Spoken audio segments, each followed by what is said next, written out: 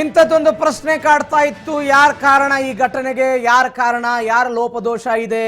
ಇನ್ಸ್ಪೆಕ್ಟರ್ಗಳು, police ಇಲಾಖೆಯವರು ಕಾರ್ಯಕ್ರಮ ಬೇಡ ಅಂತ ಹೇಳಿದ ನಂತರವೂ ಕೂಡ ಕಾರ್ಯಕ್ರಮವನ್ನು ಮಾಡಿದ್ಯಾಕೆ? ಇತ್ಯಾದಿ ಇತ್ಯಾದಿ ಪ್ರಶ್ನೆಗಳಾಗಿತ್ತು. ಮ್ಯಾಜಿಸ್ಟ್ರೇಟ್ ತನಿಖೆ ಆರಂಭ ಆಗಿದೆ. ಮತ್ತೊಂದು ಕಡೆ ಯಾವುದೇ ವರದಿ ಕೈ ಸೇರಿಲ್ಲ. ಮೊದಲ ದಿನವಷ್ಟೇ ಇವತ್ತು. ಬೆಂಗಳೂರಿನಲ್ಲಿ ಮುಖ್ಯಮಂತ್ರಿ ಸಿದ್ದರಾಮಯ್ಯನವರು ಮಾತನಾಡಿದ್ರು. ಸ್ಟೇಡಿಯಂ ಬಳಿ ಭೀಕರ ಕಾಲ್ತುಳಿತ ಆಗಿದೆ. ಮಹಾನ್ ಘಟನೆ ಇದು. ಬೆಂಗಳೂರಿನ ಇತಿಹಾಸದಲ್ಲಿ ಎರಡನೇ ಅತಿ ದೊಡ್ಡ ದುರಂತ ಇದು, ಕಾಲ್ತುಳಿತದ ದುರಂತ. ಪೊಲೀಸ್ ಕಮಿಷನರ್ ಅವರನ್ನು ಅಮಾನತು ಮಾಡಿದ್ದೀವಿ, ಹೀಗೆಲ್ಲ ಮಾತನಾಡಿದ್ರು. ಆದರೆ ಪ್ರಶ್ನೆ ಇರೋದು ಪೊಲೀಸ್ ಅಧಿಕಾರಿಗಳನ್ನೇ ಹೊಣೆ ಮಾಡಿದ್ರ ಅಂತ. ಒಂದು ಲೆಟರ್ ಬರ್ತಾ ಇದೆ. ಆ ಲೆಟರ್ನಲ್ಲಿ ಪೊಲೀಸರು ಬಹಳ ಸ್ಪಷ್ಟವಾಗಿ ಹೇಳಿದ್ದಾರೆ, 3ನೇ ತಾರೀಕು ಮಧ್ಯರಾತ್ರಿ ಸಂಪೂರ್ಣವಾಗಿ ಸೆಲೆಬ್ರೇಷನ್ ಆಗಿದೆ. 4ನೇ ತಾರೀಕಿಗೆ ಏಕಾಏಕಿಯಾಗಿ ಕಾರ್ಯಕ್ರಮ ಮಾಡೋದು ಅಂತ ಹೇಳಿದ್ರೆ ಬಂದೋಬಸ್ತ್ಗೆ ತೊಂದರೆ ಆಗುತ್ತೆ, ಸಂಚಾರ ದಟ್ಟಣೆ ಆಗೋ ಸಾಧ್ಯತೆಗಳಿದೆ, ಸಾರ್ವಜನಿಕರು ಹೆಚ್ಚಿನ ಪ್ರಮಾಣದಲ್ಲಿ ಸೇರಬಹುದು. ಹೀಗಾಗಿ ಈ ಕಾರ್ಯಕ್ರಮವನ್ನು ಮಾಡಬಾರದು ಅಂತ ಪೊಲೀಸ್ ಇಲಾಖೆಯಿಂದ ಸರ್ಕಾರಕ್ಕೆ ಮತ್ತು ಕರ್ನಾಟಕ ಸ್ಟೇಟ್ ಕ್ರಿಕೆಟ್ ಅಸೋಸಿಯೇಷನ್ಗೆ ವರದಿ ಹೋಗಿತ್ತು. ಕ್ರಿಕೆಟ್ ಅಸೋಸಿಯೇಷನ್ ಅವರು ಏನೋ ಹೇಳಿದ್ರಂತೆ, ಇಲ್ಲ ಮುಂದೂಡೋದಕ್ಕೆ ಸಾಧ್ಯ ಇಲ್ಲ, ಇದೊಂದು ಕರ್ತವ್ಯ ಮಾಡಬೇಕು ಅಂತ ಹೇಳಿದ್ರಂತವ್ರು. ಹೀಗಾಗಿ ಕಾರ್ಯಕ್ರಮದ ಆಯೋಜನೆ, ಆ ಕಾರ್ಯಕ್ರಮದ ಜೊತೆಗೆ ವಿಧಾನಸೌಧದ ಮೆಟ್ಟಿಲುಗಳ ಮೇಲೆ ಸನ್ಮಾನ ಕಾರ್ಯಕ್ರಮ, ಅಲ್ಲಿಯೂ ಸೆಕ್ಯೂರಿಟಿ ಇರಲಿಲ್ಲ, ಅಚ್ಚುಕಟ್ಟಾದ ಕಾರ್ಯಕ್ರಮಗಳಿರಲಿಲ್ಲ. ಭೀಕರ ಕಾಲ್ತುಳಿತ ಇತ್ತು. 11 ಜನ ಮೃತಪಟ್ಟರು. ಆರೋಪ ಪ್ರತ್ಯಾರೋಪಗಳು ಶುರುವಾಯಿತು. ಬೆಂಗಳೂರು ನಗರ ಜಿಲ್ಲಾಧಿಕಾರಿಗಳ ನೇತೃತ್ವದಲ್ಲಿ ಮ್ಯಾಜಿಸ್ಟ್ರೇಟ್ ತನಿಖೆ ಮಾಡ್ತೀವಿ ಅಂತ ಹೇಳಿದ್ರು. ಆ ತನಿಖೆ ಆಗ್ತಾ ಇದೆ. ಇವೆಲ್ಲದರ ನಡುವೆ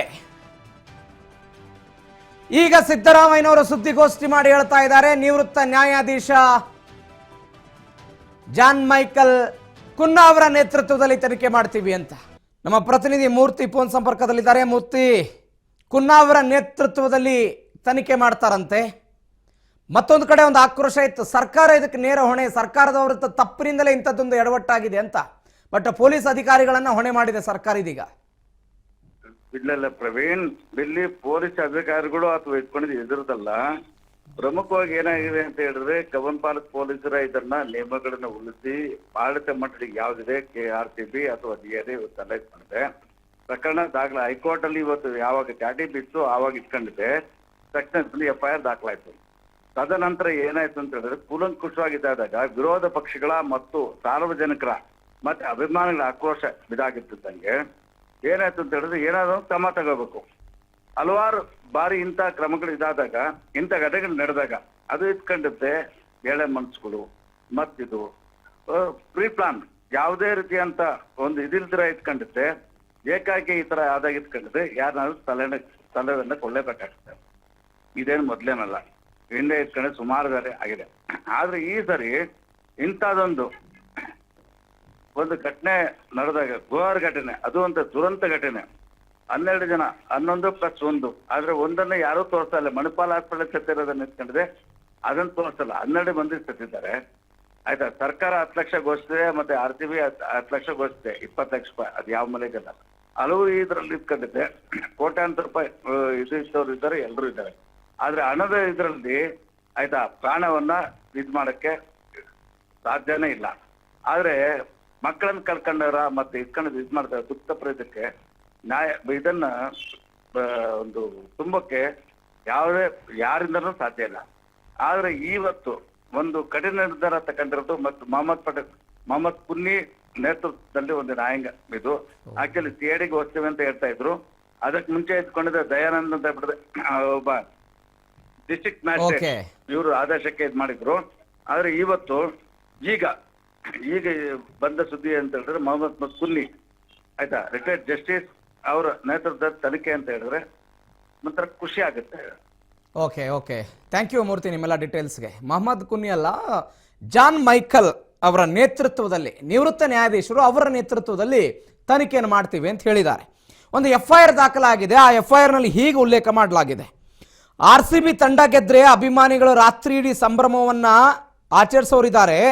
ಇದಕ್ಕೆ ಸೂಕ್ತ ಪೊಲೀಸ್ ಬಂದೋಬಸ್ತನ್ನ ವ್ಯವಸ್ಥೆ ಮಾಡಬೇಕಾಗಿರುತ್ತೆ.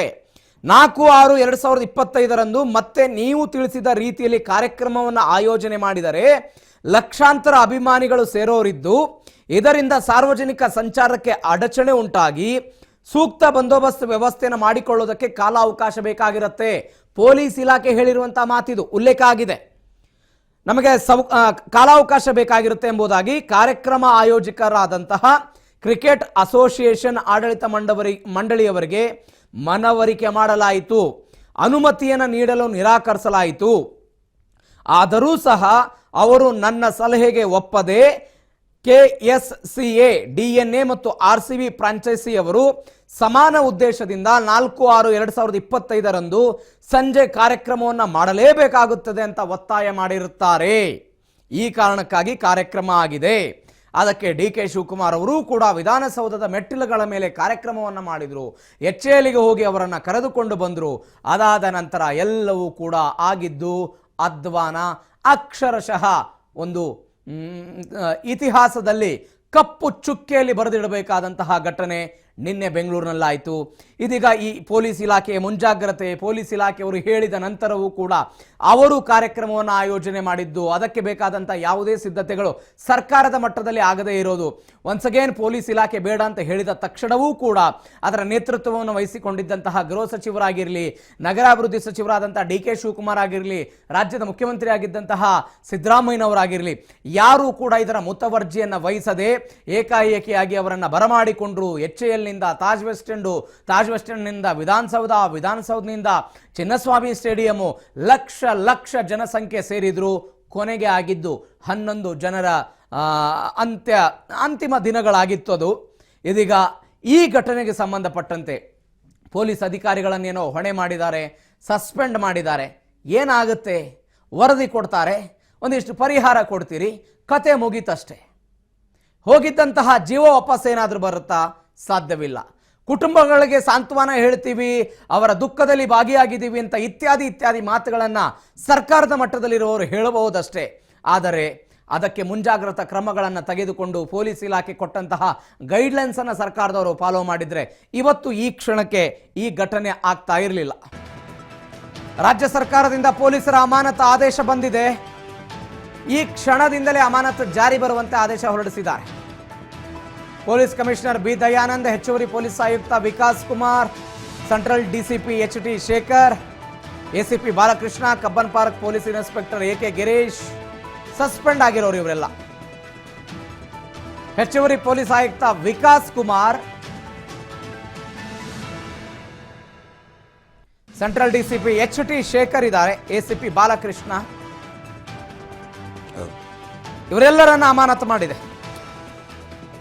ಇನ್ಸ್ಪೆಕ್ಟರ್ AK ಗಿರೀಶ್ ಕೂಡ ಸಸ್ಪೆಂಡ್ ಆಗಿರೋದು. ರಾಜ್ಯ ಸರ್ಕಾರದಿಂದ ಇದೀಗ ಪೊಲೀಸರ ಅಮಾನತು ಆದೇಶ ಬಂದಿದೆ.